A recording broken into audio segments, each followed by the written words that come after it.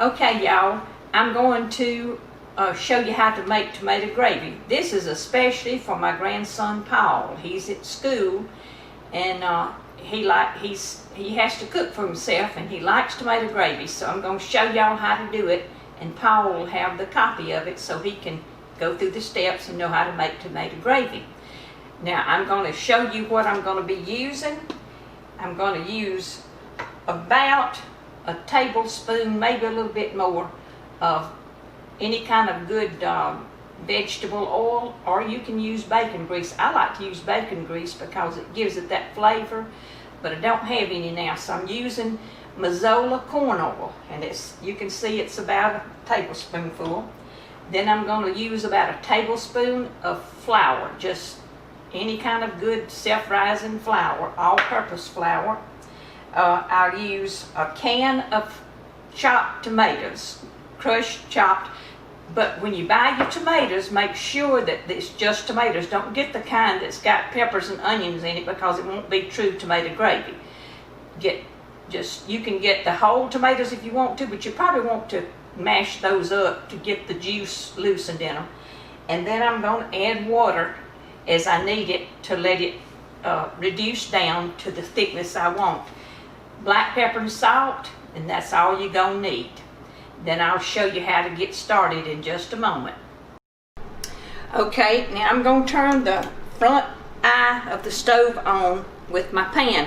I got a thick bottom pan here because it is easy to burn if you're not careful. You always need a thick bottom pan or boiler to cook in.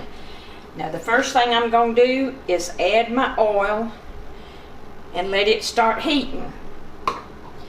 I'm going to add just about that much flour, probably a tablespoon, maybe even a heaping tablespoon.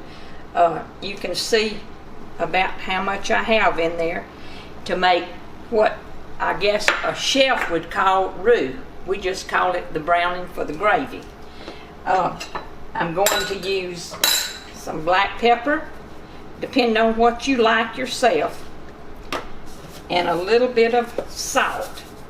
You can adjust that to whatever you like it to be.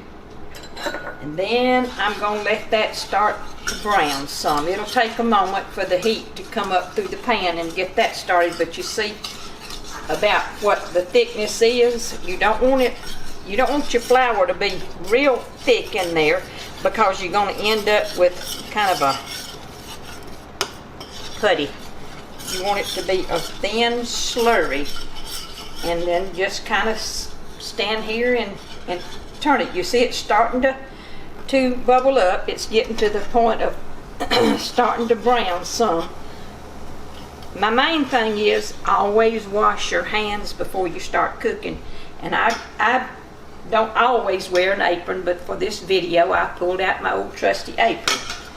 So what I'm going to do is just kind of move this around so that it doesn't burn, but it browns evenly. You can see how this is happening. Always stay right with it, because if you walk away from it, it's going to burn, and then you'll have to dump it out and start over. This is just making the brown base for tomato gravy.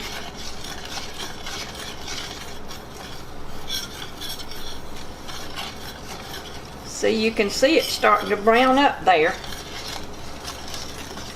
I don't want it to be too light, and I don't want it to be too dark. I want it just right. So moving it around like that is going to take the danger of getting it over or undercooked. Now see how that's brown, and it's starting to smoke a little bit. So what I'm going to do is add my tomatoes. Move it around. I'm going to reduce my heat down to about between medium and low. And in this case, I've got it set on 4. Now I've splattered things up a little bit, so I'm going to wipe that down. And you can see how this is starting to bubble up. Maybe adjust it back a little bit. And then I'm going to add a little bit of water to that. I've got a cup of water here. Probably don't want to use it all, but you want it to start out pretty soupy to start with, and then as it reduces down, the consistency is going to be just right, and that tomato gravy is going to be delicious. Now there's a piece that I don't want. That's like a stem at the bottom of the tomato, so I'm going to take that out. It won't hurt anything, but it just looks better if you don't have any of the stems in there.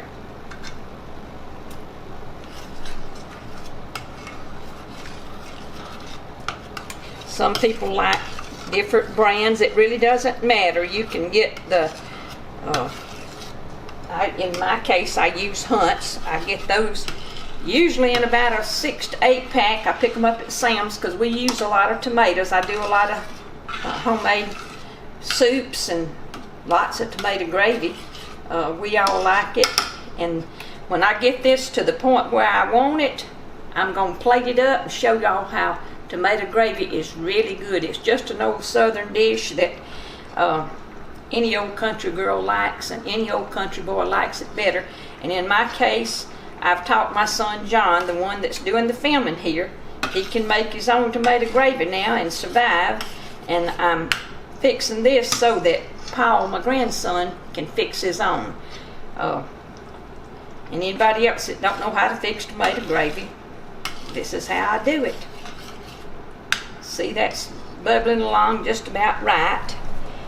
And now I'm going to let that sit there and simmer just a few more moments to get all that tomato, mixed into the other ingredients and bring it up to the taste that I want it. So I'm going to turn this back, and we'll let that simmer just for a few moments, and then when I get it done, then I'm going to plate it up with some rice. Tomato gravy and rice is really good.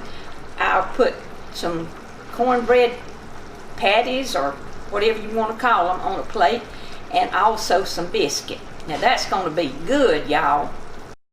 Okay, y'all, my tomato gravy's done, and I have plated some with a bowl of rice, some biscuits that I have opened up, and some cornbread patties. And that is delicious food. You don't have to eat it all at one meal, but this just gives you an idea what's good with it. So when you get ready to make tomato gravy, pick one or the other, and it's just as good as it can be. That's going to be good, and Paul's going to love it. And if he messes up, it won't be because I didn't show him how. All right, we'll talk to you later.